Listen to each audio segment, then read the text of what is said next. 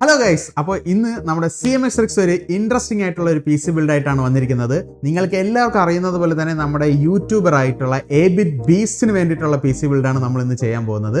പുള്ളിക്കാരൻ്റെ മെയിൻ ആയിട്ടുള്ള റിക്വയർമെന്റ്സ് എന്ന് പറയുമ്പോൾ പ്രൈസ് ടു പെർഫോമൻസ് ആയിട്ടുള്ള ഒരു PC ആണ്. അതുമാത്രമല്ല ചെറിയൊരു ലുക്സ് കൂടി വേണമെന്ന് ആവശ്യപ്പെട്ടിട്ടുണ്ടായിരുന്നു. പുള്ളിയുടെ ബഡ്ജറ്റ് അറൌണ്ട് 3 to 3.3 lakhs ആണ് പറഞ്ഞിരിക്കുന്നത്. അതുമാത്രമല്ല നമുക്ക് എല്ലാവർക്കും അറിയുന്നത് തന്നെ പുള്ളിക്കാരുടെ ആവശ്യം എന്ന് പറയുന്നത് ഗെയിമിംഗ് ആണ്.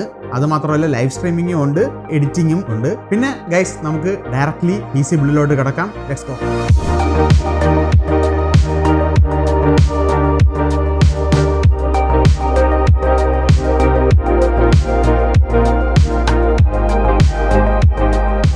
ഈ ബിൽഡിൽ നമ്മൾ യൂസ് ചെയ്തിരിക്കുന്ന പ്രോസസ്സർ AMDയുടെ Ryzen 9 7900X 3D ആണ്.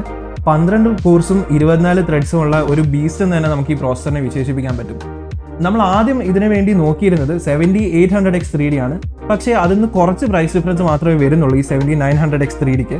അതിലും കൂടുതൽ കോഴ്സ് ഉള്ളത് കൊണ്ട് തന്നെ മൾട്ടിപ്പിൾ കോഴ്സ് യൂസ് ചെയ്യുന്ന ആപ്ലിക്കേഷൻസിൽ ബിഗ് ബീസ്റ്റിന് ഒരുപാട് ഹെൽപ്ഫുൾ ആവും ഇത് എന്ന് നമ്മൾ കണ്ടെത്തിയതിനെ തുടർന്നാണ് നമ്മൾ ഇതിലേക്ക് മാറ്റാനുള്ള കാരണം.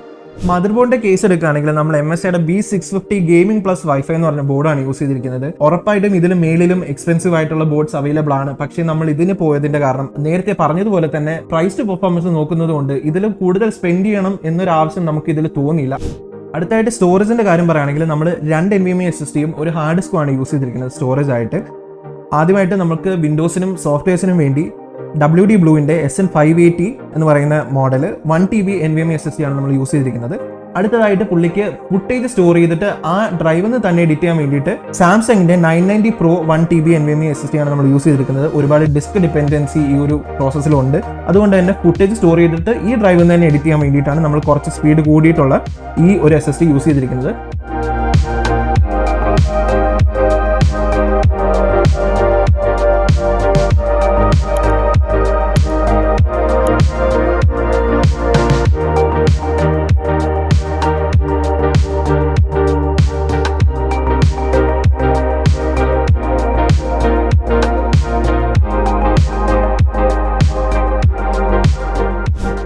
ഈ ബിൽഡിൽ നമ്മൾ യൂസ് ചെയ്തിരിക്കുന്ന റാം XPGയുടെ ലാൻസർ 16GB 2 സ്റ്റിക്കാണ് 6000 MHz റൺ ചെയ്യുന്നത്.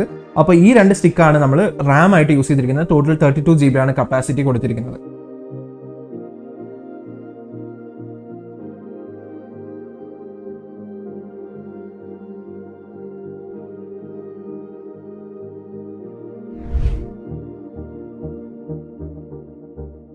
ഈ ബിൽഡിലെ 7900X 3Dനെ കൂൾ ചെയ്യാൻ വേണ്ടിയിട്ട് നമ്മൾ യൂസ് ചെയ്തിരിക്കുന്നത് ലിയാൻ ലീയുടെ ഹൈഡ്രോഷിഫ്റ്റ് 360 എന്ന് പറയുന്ന ഒരു AI കൂളറാണ്. ഇതിൽ ലിയാൻ ലീ പുതുതായിട്ട് ഇൻട്രൊഡ്യൂസ് ചെയ്ത ഒരു പുതിയ ഫീച്ചർ ഉണ്ട്. അതായത് കംപ്ലീറ്റ് നമ്മൾ റേഡിയേറ്ററിലേക്ക് പമ്പെന്ന് പോകുന്ന ട്യൂബിങ് കാണാതെ സൈഡിൽ കൂടെ കുറച്ച് ദൂരം വന്നിട്ട് മിഡിൽ പാർട്ട് മാത്രം കാണുന്ന രീതിയിലുള്ളൊരു ക്ലാമ്പ് സെറ്റപ്പ് നമ്മൾ ഈ ഒരു കൂളറിൽ കൂടെ ലിയാൻ ലീ ഇൻട്രൊഡ്യൂസ് ചെയ്തിട്ടുണ്ട്.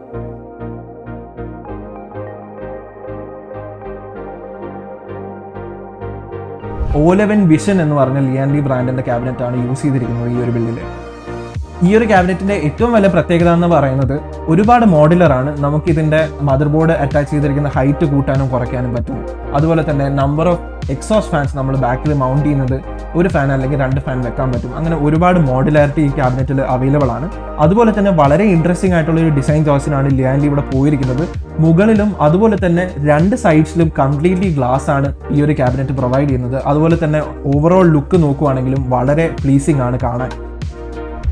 ഈ ബിൽഡിൽ ഗ്രാഫിക് കാർഡായിട്ട് നമ്മൾ യൂസ് ചെയ്തിരിക്കുന്നത് ഈ ലോകത്തിലെ തന്നെ ഏറ്റവും പവർഫുൾ ആയിട്ടുള്ള NVIDIAയുടെ RTX 4090 ആണ്. അസൂസ് ബ്രാൻഡിന്റെ ടഫ് മോഡലാണ് നമ്മൾ ഇവിടെ യൂസ് ചെയ്തിരിക്കുന്നത്. ഈ ബിൽഡിനെ അതുപോലെ തന്നെ പവർ ചെയ്യുന്നത് കോർസെയറിന്റെ RM1000E മോഡൽ പവർ സപ്ലൈ ആണ്. 80+ ഗോൾഡ് സർട്ടിഫിക്കേഷൻ ഈ പവർ സപ്ലൈയിൽ വരുന്നുണ്ട്. 1000 വാട്ട് ആണ് ഇതിന്റെ കപ്പാസിറ്റി. ലിയാൻ ലീയുടെ SL ഇൻഫിനിറ്റി ഫാൻസ് നമ്മൾ 5 എക്സ്ട്രാ ഈ ബിൽഡിലേക്ക് യൂസ് ചെയ്തിട്ടുണ്ട്. അത് ഈ ബിൽഡിന്റെ എസ്തെറ്റിക്സിനെ ഒരു നെക്സ്റ്റ് ലെവലിലേക്ക് തന്നെ കൊണ്ടുപോയി നമുക്ക് പറയാൻ പറ്റും.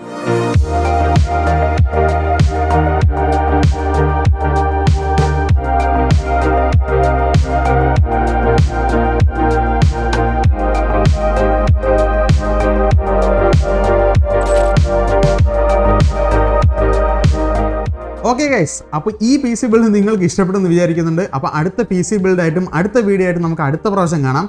അപ്പോൾ എല്ലാവർക്കും ബൈ.